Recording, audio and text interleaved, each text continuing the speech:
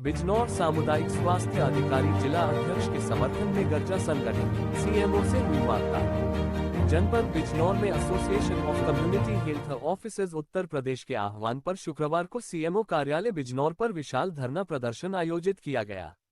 ये धरना बिजनौर के सीएचओ जिला अध्यक्ष मोहम्मद मुजम्मिल के खिलाफ जारी पत्र के विरोध में व अन्य मांगों को लेकर किया गया। सुबह से शुरू हुआ ये धरना देर शाम तक चला।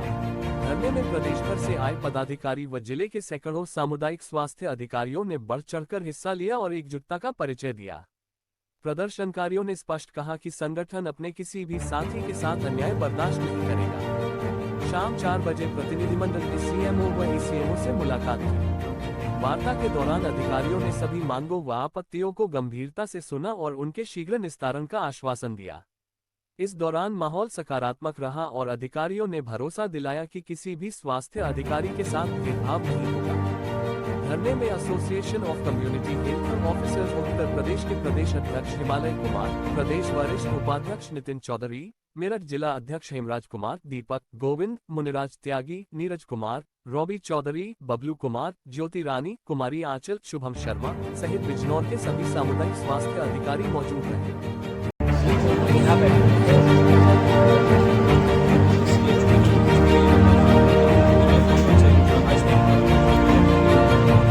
सभी सीएचओ ने पूरे प्रदेश भर में, पूरे भारतवर्ष में बहुत ही अच्छा कार्य किया, जिसके लिए भारत सरकार द्वारा, उत्तर प्रदेश सरकार द्वारा समय समय पर सीएचओ की कार्य की प्रशंसना होती रही है।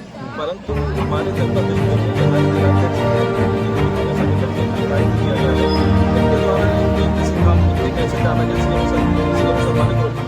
उस ग्रुप में एसीएम साहब ने बड़ा ही तीखा टिप्पणी करते हुए उनके ऊपर सरकारी कार्य में बाधा डालते और अन्य आरोप प्रत्यारोप लगाते हुए चेतावनी पत्र जारी किया, जो कि बहुत ही तानाशाही रवैया है कि भारत एक लोकतांत्रिक देश है, किसी को अपनी बात रखने का अधिकार है।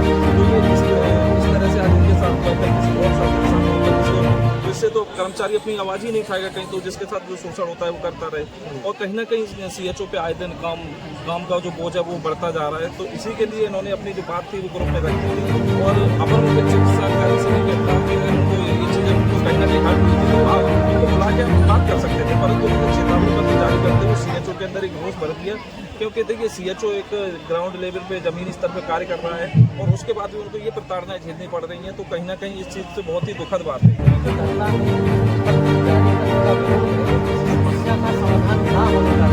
समस्या कुछ पहले से भी चली आ रही थी, जिसको सीएचओ साथी भी अनदेखा करते आ रहे थे, परंतु एक चेतावनी पत्र से एक तानाशाही रवैया जो कि कार्यालय मुख्य चिकित्सा अधिकारी की तरफ से जो पत्र जारी हुआ वो तानाशाही रवैया है। और ये मैंने एक बात पहले बोली थी कि ये लोकतांत्रिक देश है, तो इसमें किसी के लिए नहीं होता है कि आप किसी की नौकरी देंगे, आपने नौकरी नहीं दिया तो हम नौकरी सीधे भी नहीं सकते। समस्या ये है, चेतावनी पत्र जारी करते हुए कहा स्पष्टीकरण मांगा गया है, उसमें ये लिखा गया कि आपने सरकार विरोधी कार्य किया। अगर किसी ने अपनी बात रख दी कि हमको ये काम कराया जा रहा है, उसके बदले हमारे जो दूसरे काम है उनमें थोड़ी सी सहूलियत मिल दीजिएगा, तो ये सरकार विरोधी कार्य किया गया।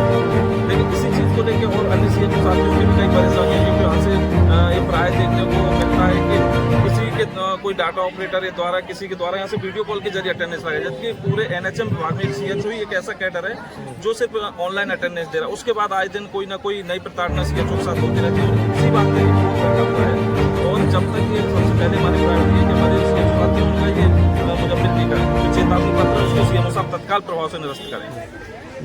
जिला अध्यक्ष जी मोहम्मद मुजम्मिल मेरा नाम है। मैं एसीएचओ उत्तर प्रदेश जनपद बिजनौर में जिला अध्यक्ष हूँ।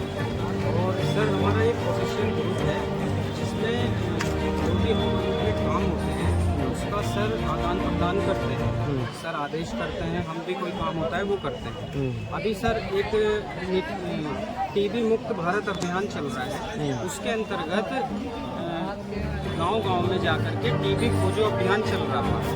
मैंने उसके संबंध में एसीएमओ सर से एक मैसेज ग्रुप में साझा किया कि सर यदि आपको टीबी का कार्य कराना है तो आप बिल्कुल कराइए, गाइडलाइन में भी है वो, हम लोगों को उसमें सहभागिता देनी होती है। लेकिन अगर सहभागिता सिर्फ ये है कि आपके पेशेंट की स्कैनिंग करके उसको रेफर करना होता है। आगे का काम लैब टेक्नीशियन या डाटा एंट्री ऑपरेटर जो भी कंप्यूटर का काम देखते हैं वो करते हैं। सैंपलिंग जो करते हैं वो अदर लोग आशा करती है। आशा करती है। हाँ। तो सर मैंने ये कहा काम को मना नहीं है, आप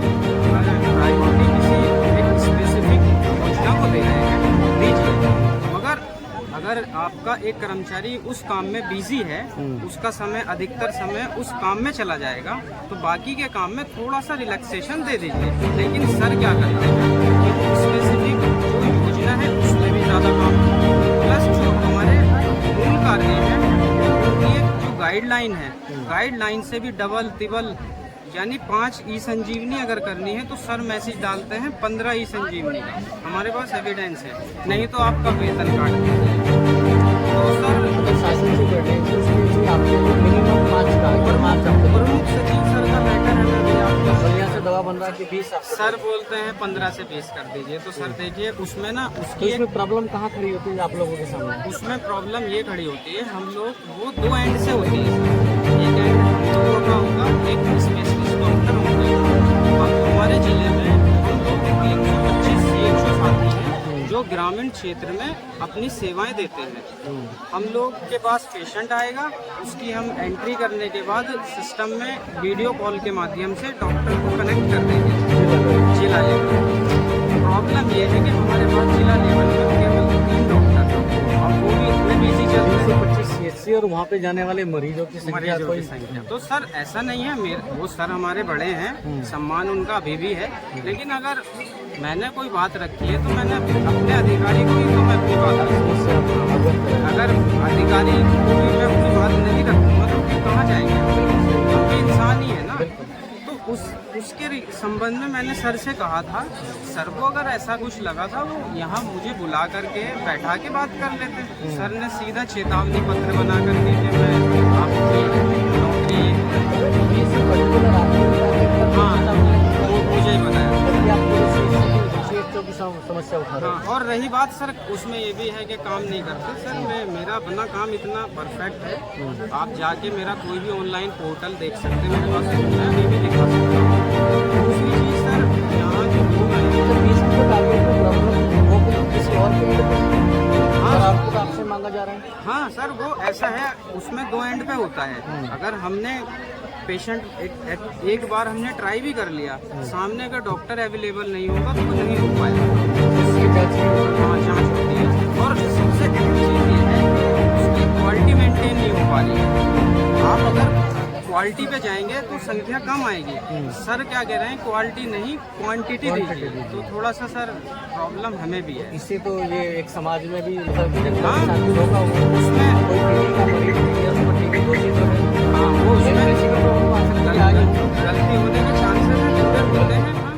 एक कुछ सुनने में आया कि कुछ एक्सरे वाली भी कोई बात है कि एक्सरे को भी आप देखिए और उसको भी आइडेंटिफाई करके रिपोर्ट में चढ़ाइए। सर क्या वो ऐसा है, टीबी का यदि पेशेंट हमारे पास आता है तो जो सरकार का नियम है वो ये है उसकी हम स्क्रीनिंग करेंगे। स्क्रीनिंग का मतलब होता है सीनियर डॉक्टर नहीं, ये स्क्रीनिंग का मतलब है मरीज को हम देखेंगे, उसकी जांच करेंगे।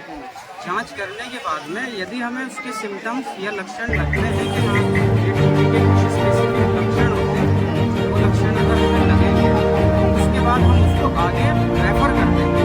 रेफर हमारा काम सिर्फ रेफर करने का है, जो गाइडलाइन में है। प्रॉब्लम ये आ रही है रेफर के बाद का जो काम है, यानी उसको ऑनलाइन उसकी एंट्री करना। यदि उसका एक्सरे होना है तो एक्सरे, जहाँ एक्सरे होता है वो लोग एक्सरे करें। उनका काम भी कि आप भी लोग कर दीजिए। काम को मैं फिर बोल रहा हूँ, बहुत जिम्मेदारी से बोल रहा हूँ, काम को मना नहीं है, हम लोग काम के ही लिए लगे हैं। लेकिन प्रॉब्लम ये आ रही है, अगर आप मल्टीपल काम दे रहे हैं तो टाइमिंग तो एक फिक्स है ना। हाँ, और अगर चलिए टाइम किसी के हाथ में नहीं है सर, दूसरी चीज़ों में रिलैक्सेशन दे दीजिए। आप एट ए टाइम बहुत सारे काम पॉसिबल नहीं हो पाते। 5 मिनट में एक काम हो रहा है और 5 काम दे दीजिए कि हाँ कि 5 मिनट में प्रॉब्लम यही है थोड़ा सा सर के लिए। बाकी सर ने लेटर बनाया उसके लिए आज क्या कर रहे हैं सब लोग आए हैं। एक तो हाँ, दूसरी चीज़ सिंघारा ब्लॉक है हमारे यहाँ पर, वहाँ के कुछ CHO साथी हैं, उनकी सैलरी नहीं है इस अगस्त महीने की। अब यहाँ बात की हुई है तो ये बोला गया है कि बस इस महीने टेक्निकल बताया है। लेकिन ऐसे क्योंकि हमारे जिले में 11 ब्लॉक हैं कि 10 का आ गया वेतन और 1 में टेक्निकल है। कौन सा ब्लॉक बताएं? शिवहारा वो बेचारे वहाँ किसी का नहीं है। किसी का नहीं है। दूसरा सर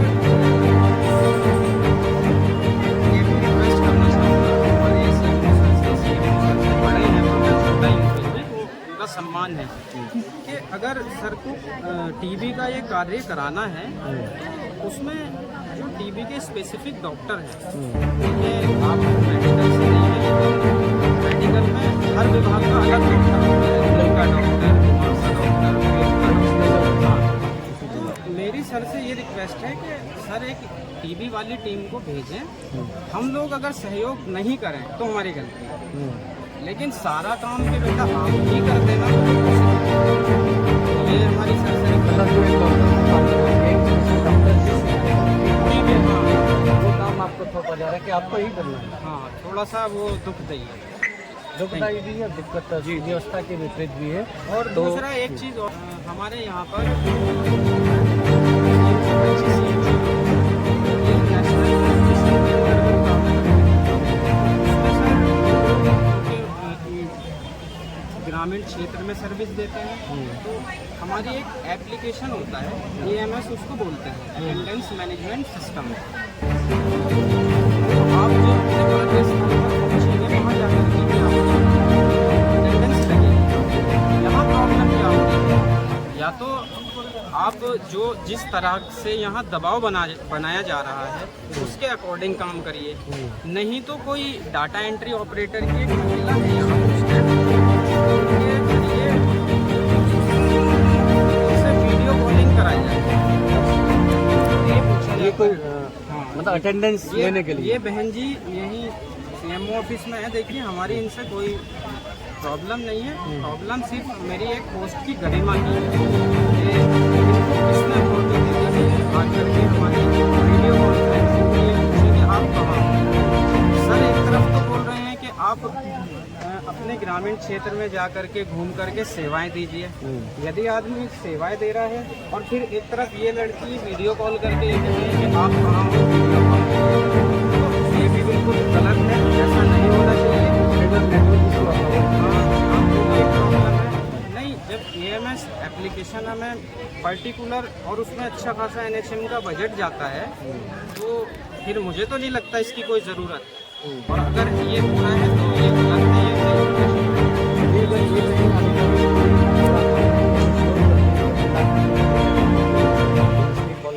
नहीं। वो व्हाट्सएप ग्रुप में हम लोगों का एक स्पेसिफिक ग्रुप है जो भी काम करते हैं, उसमें फ़ोटो शेयर होते हैं काम के। आपको डेली का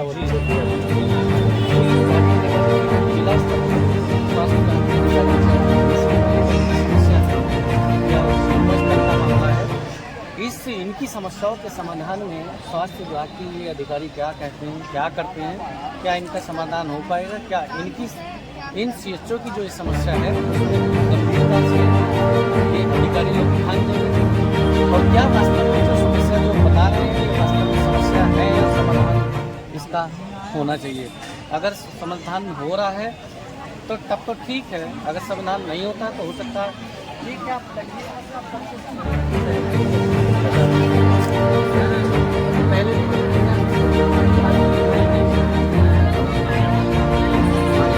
RCH के नोडल सर हैं डॉक्टर अनिल कुमार सर, उनके बाद से थोड़ी सी समस्या बढ़ी है। जब से सर ने चार्ज लिया है उसके बाद से 4-5 महीने से ज़्यादा हो गया है।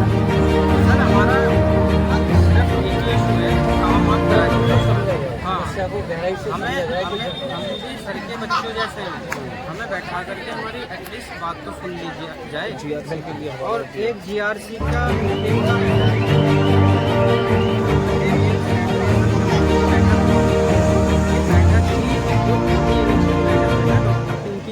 जी उन्होंने ये गाइडलाइन दी है। ये मीटिंग ही इसलिए कराई जाती है हर महीने, जिसमें जो भी कर्मचारी हैं उनको क्या क्या जेन्युइन प्रॉब्लम फील्ड में काम करने में आ रही है उसको बैठ के समझ के उसका सॉल्यूशन निकाला जाए।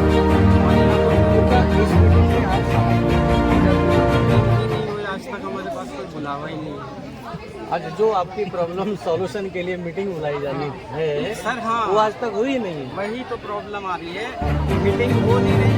किसी ने जो शासन स्तर तक मामला सुलझ चुका है, सर वहाँ तक समस्या पहुँची नहीं। सर वो फोन से संपर्क करते हैं, हमारा फ़ोन नहीं उठाते सर। मैसेज में व्हाट्सएप से अगर सर से कोई अनुमोदन रिक्वेस्ट कर ली जाती है तो मेरा चेतावनी पत्र बना दिया जाता है। तो हम क्या करें सर बताइए।